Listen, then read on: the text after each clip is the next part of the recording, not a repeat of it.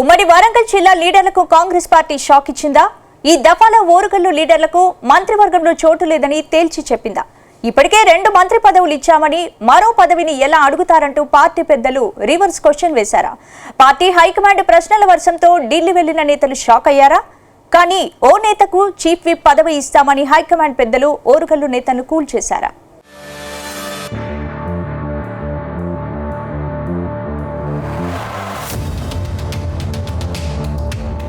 Telangana cabinet విస్తరణ విషయంలో ఉమ్మడి వరంగల్ జిల్లా నేతలకు పార్టీ హైకమాండ్ షాక్ ఇచ్చినట్లు తెలుస్తుంది. కేబినెట్ లో చోటు కోసం ఢిల్లీకి వెళ్లిన ఎమ్మెల్యేలకు పార్టీ పెద్దలు మంత్రి పదవిపై ఆశలు వదులుకోమని చెప్పినట్టు సమాచారం. తాజాగా వరంగల్ జిల్లాకు చెందిన కొందరు ఎమ్మెల్యేలు మంత్రి పదవి కావాలంటూ ఢిల్లీకి వెళ్లారు. పార్టీ హైకమాండ్ పెద్దలను కలిసి తనకు అవకాశం ఇవ్వాలని కోరారు. అయితే ఇప్పటికే జిల్లాకు 2 పదవులు ఉండగా మరో మంత్రి పదవి ఎలా ఆశిస్తారంటూ నేతలను నేరుగా పార్టీ పెద్దలు ప్రశ్నించినట్టు తెలిసిందే. కానీ ప్రభుత్వ చీఫ్ విప్ పదవిని ఓ నేతకు ఇచ్చేందుకు అధిష్టానం అంగీకరించిందని సమాచారం.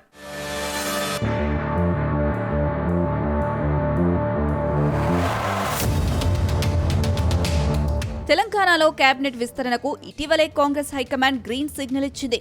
మొత్తం 6 పదవులు ఖాళీ ఉండగా అన్ని పదవులను భర్తీ చేస్తారని ప్రచారం సాగుతుంది. దాంతో ఉమ్మడి వరంగల్ జిల్లాకు చెందిన ఎమ్మెల్యేలు మంత్రి పదవి కోసం లాబింగ్ మొదలుపెట్టారు. మంత్రివర్గ విస్తరణలో తమకు ఓ బెర్త్ దక్కుతుందనే ఆశతో ఎవరికి వారు తమ వంతు ప్రయత్నాలు మొదలుపెట్టారు. ముఖ్యంగా నర్సంపేట ఎమ్మెల్యే దొంతు మాధవరెడ్డి మంత్రి పదవి కోసం తీవ్రంగా ప్రయత్నిస్తున్నారు. ఇటీవలే ఢిల్లీకి వెళ్లి ఏఐసీసీ నేతలను కలిసి పార్టీ పట్ల తనకున్న విధేయతను గుర్తించాలని కోరారు. 2014లో నర్సంపేట నుంచి స్వతంత్ర ఎమ్మెల్యేగా గెలిచారు దొంతి మాధవరెడ్డి. ఆ తర్వాత పార్టీ మారకుండా కాంగ్రెస్ లోనే కొనసాగారు. అందుకే తనకు మంత్రిగా అవకాశం కల్పించాలని పార్టీ పెద్దలను కోరారు. అయితే దొంతి మాధవరెడ్డికి మంత్రి పదవి ఇవ్వాలంటూ ఉత్తమ్ కుమార్ రెడ్డి కూడా సిఫార్సు చేసినట్టు తెలుస్తుంది. అయితే 6గురిని మంత్రివర్గంలోకి తీసుకుంటారని ప్రచారం సాగుతుండగా రెడ్డి సామాజిక వర్గానికి చెందిన కోమటిరెడ్డి రాజగోపాల్ రెడ్డి, నిజామాబాద్ నుంచి సుదర్శన్ రెడ్డికి బర్త్లు కన్ఫర్మ్ అయినట్టు ప్రచారం సాగుతుంది. ఈ నేపథ్యంలో మరో రెడ్డి నేతకు మంత్రివర్గంలో చోటు దక్కడం కష్టమేనన్న అభిప్రాయం పార్టీ నేతలు వ్యక్తం చేస్తున్నారు.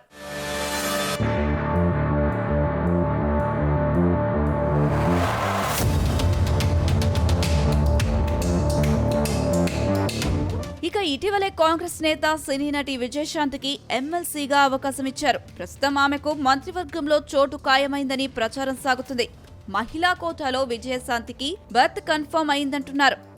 ఇదే సమయంలో కొండా సురేఖను మంత్రివర్గంలో నుంచి తప్పిస్తారని ప్రచారం సాగుతుంది. ఒకవేళ కొండా సురేఖను తప్పించి విజయశాంతిని మంత్రివర్గంలోకి తీసుకున్నా మరో నేతకు మాత్రం పదవి దక్కకపోవచ్చని అంటున్నారు. ఇదే సమయంలో వరంగల్ పశ్చిమ ఎమ్మెల్యే నాయిని రాజేందర్ రెడ్డి సైతం మంత్రివర్గంలో స్థానం కోసం ప్రయత్నాలు చేస్తున్నారు.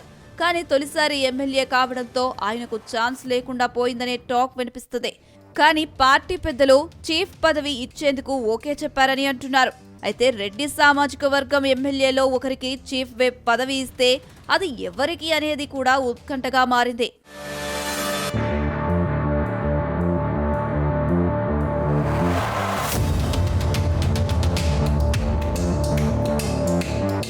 ప్రస్తుతం మంత్రి పదవి కోసం తీవ్రంగా ప్రయత్నిస్తున్న దొంతి మాధవరెడ్డికి చీఫ్ విప్ పదవి ఇస్తే సీఎం రేవంత్ రెడ్డికి ఇబ్బందేనని వాదన సైతం వినిపిస్తుంది. సీఎం రేవంత్ రెడ్డికి మాధవరెడ్డితో సంబంధాలు అంతంత మాత్రమే. అందుకే దొంతికి ఈ పదవి దక్కకపోవచ్చని అంటున్నారు. కానీ పరకాల ఎమ్మెల్యే రేవూరి ప్రకాష్ రెడ్డి లేదా నాయిని రాజేందర్ రెడ్డిలో ఎవరో ఒకరికి ఈ పదవి దక్కే అవకాశం ఉందట. అయితే 3 దశాబ్దాలుగా కాంగ్రెస్ పార్టీని వీడకుండా ఇతర పార్టీల ఆఫర్లను కూడా లెక్క చేయకుండా పనిచేసిన వరంగల్ పశ్చిమ ఎమ్మెల్యే నాయిని రాజేందర్ రెడ్డి వైపు మొక్కు చూపే అవకాశం ఉందనే అభిప్రాయాలు వ్యక్తమవుతున్నాయి. ఇక రాజేందర్ రెడ్డికి డిప్యూటీ స్పీకర్ ఇవ్వాలని సీఎం రేవంత్ రెడ్డి నిర్ణయం తీసుకున్నారట. కానీ నల్గొండ జిల్లాకు చెందిన ఓ నేతకు ఇవ్వాలని అధిష్టానం నిర్ణయించిందట. దాంతో రాజేందర్ రెడ్డి లేదంటే ప్రకాష్ రెడ్డికి చీఫ్ విప్ పదవి దక్కే అవకాశం ఉందనే ప్రచారం సాగుతుంది.